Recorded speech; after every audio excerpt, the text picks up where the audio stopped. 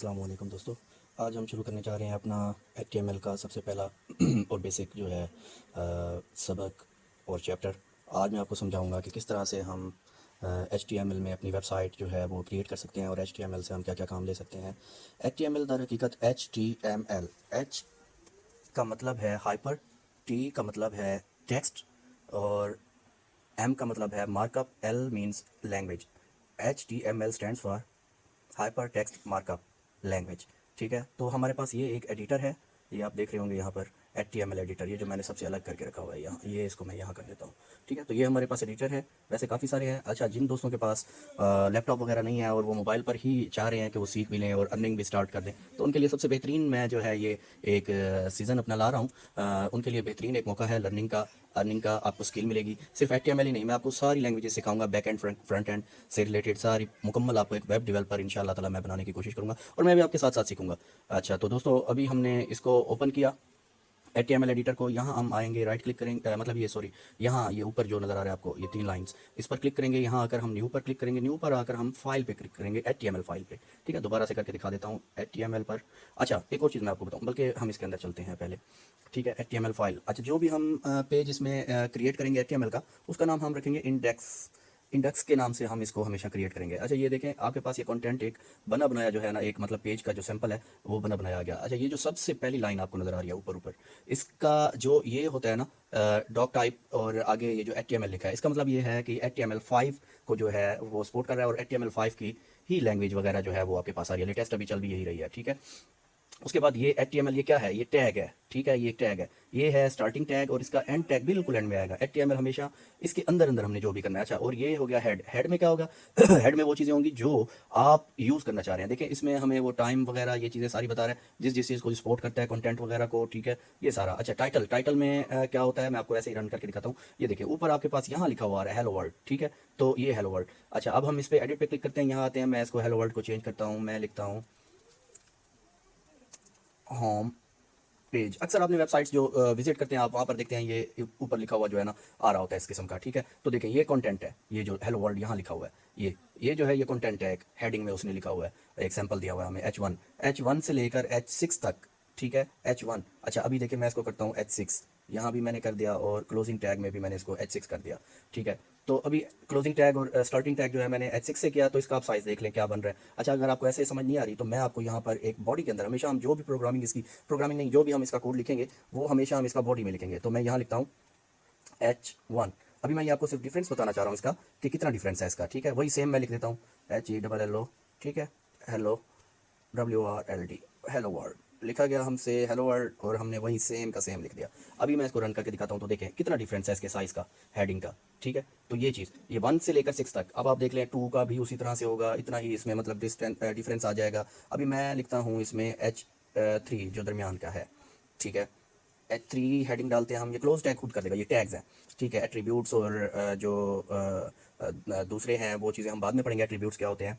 ठीक है, वो मैं आपको बताऊंगा, वो आगे जाकर हमारे होंगे एट्रीब्यूट्स वगैरह। तो अभी के लिए हमारा यही है कि टैग्स वगैरह पर हमने तो जो करनी है, कितने टैग्स होते हैं, क्लोजिंग टैग कौन से हैं, और पेयर टैग्स मतलब क्लोजिंग टैग होते हैं। ठीक है, और एक होता है single tag, non pair tag, तो वो भी होते हैं। वो मैं आपको जैसे जैसे फर्दर हम आगे चलते जाएंगे तो मैं आपको बताता जाऊँगा। अच्छा, टाइटल में हमेशा जो भी आएगा वो पेज के ऊपर ही शो होगा हमें। ठीक है, ये देखिए यहाँ होम पेज जो लिखा हुआ है, तो ये होम पेज, यहाँ मैं अगर कुछ और लिख दूँ तो वो आएगा। ठीक है, माई फर्स्ट पेज लिख कर देख लेते हैं हम। एक बार इसको मैंने यहाँ से ये किया। अच्छा, माई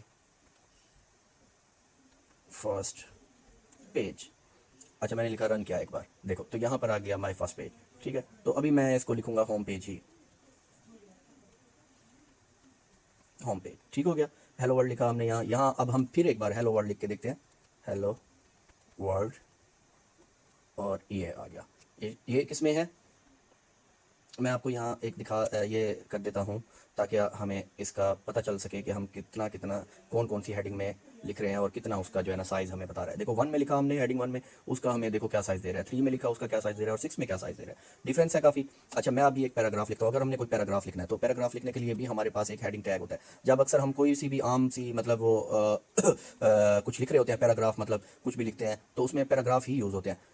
एंड टैग इसका हमेशा यहाँ स्लैश से बंद होगा, ठीक है। ये देखिए मैंने अगर हटा दिया तो ये स्टार्टिंग टैग बन गया, यहाँ इसके अंदर कुछ नहीं होगा। तो ये मैंने दोबारा से ये डाल दिया तो इसका मतलब है कि ये एंड टैग बन गया। इसको आप अगर कंप्यूटर पे करना चाह रहे हैं तो उसको आप जो है इसके एडिटर्स भी हैं काफ़ी सारे, और आप फाइल सॉरी नोटपैड में भी आप इसको कर सकते हैं, ठीक है। तो मैं लिख देता हूँ यहाँ पर हेलो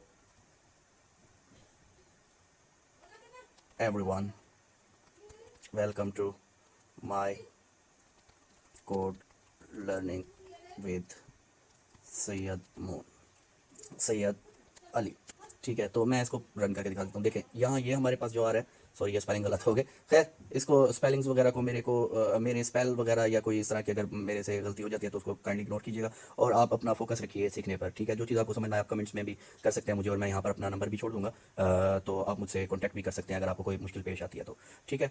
तो अच्छा अभी हमने देखें यहाँ पर ये कर लिया, तो अभी के लिए आपको यही काफ़ी है मेरे ख्याल से। अच्छा इसमें कौन कौन से टैग्स हैं, क्या क्या होता है, ये सारा कुछ मैं आगे चलता जाऊंगा, आपको समझाता जाऊंगा, और मज़ीद अगर आप कभी कुछ भूल जाते हैं तो उसके लिए भी मैं आपको हिंट्स दूंगा और बताऊंगा, टिप्स दूंगा कि आपको कहाँ से आसानी से मिल सकते हैं ये सारा कुछ और कैसे आप इसको हैंडल कर सकते हो। हमारी ये जो मार्कअप लैंग्वेज है ये किसी भी वेबसाइट को रन करने के लिए होती है, किसी भी वेब पेज को रन करने के लिए, मतलब स्ट्रक्चर बनाने के लिए, किसी भी वेब का स्ट्रक्चर बनाने के लिए। लेकिन इसकी फॉर्मेटिंग वगैरह जो है वो CSS के थ्रू ही होगी, और इसके अंदर अगर हमने फंक्शनल जो है मतलब के डालने हैं एट्रीब्यूट्स वगैरह तो वो हमें डालने पड़ेंगे। जावास्क्रिप्ट हो गई या दूसरी लैंग्वेजेस हैं, लेकिन मैं जावास्क्रिप्ट की तरफ आपको लेकर जाऊँगा, CSS की तरफ लेकर जाऊँगा। इसकी फॉर्मेटिंग के लिए फंक्शनल प्रोग्राम्स हो गए जो, उनके लिए मैं आपको लेकर जाऊँगा जावास्क्रिप्ट में। फिर हम आगे देखेंगे कि बूटस्ट्रैप में हमने जाना है, या फिर हम जाएंगे दूसरी भी हैं लैंग्वेजेस वगैरह जो CSS की टेल आई हुई है आजकल, ठीक है। टेल CSS आई हुई है, वो भी देख लेंगे हम। उसके अलावा दूसरी रिएक्ट हो गई, उसमें भी हम जाएंगे आगे। मजीद हम फर्दर ऐसे चलते जाएंगे, आपको इंशाल्लाह ताला मज़ा आएगा सीखने में। और मेरी कोशिश है कि जो मेरे दोस्त भाई बेरोज़गार बैठे हैं, उनके पास स्किल्स नहीं है, वो काम करना चाहते हैं, सीखना चाहते हैं, लेकिन इसकी फीसेस इतनी महंगी हैं कि मतलब आपको अगर सीखने जाओगे तो आपको काफ़ी ज़्यादा जो है वो पैसे मतलब वो डिमांड करते हैं, लेकिन मेरे भाइयों के पास इतनी अमाउंट नहीं होती जो उनको पे कर सकें। तो लिहाजा मैं उनको सिखाने के लिए बिल्कुल यहाँ पर 24/7 अवेलेबल हूँगा। मेरे लेक्चर्स हैं, मैं डेली बेसिस पर इंशाल्लाह ताला जो है वीडियोस अपनी अपलोड करूँगा। और आपसे गुजारिश है कि आप मेरे चैनल को, मेरी वीडियोस को ज़्यादा से ज़्यादा लाइक, शेयर और कमेंट्स कीजिए, ताकि मज़ीद दोस्त भी मुझे फॉलो कर सकें। और ये एक किस्म का सदका जारिया है, अगर कोई आपकी वजह से सीख कर किसी मतलब ऐसी फॉर्म में लग जाता है जिससे उसकी अर्निंग स्टार्ट हो जाती है। थैंक यू सो मच, अल्लाह हाफिज़।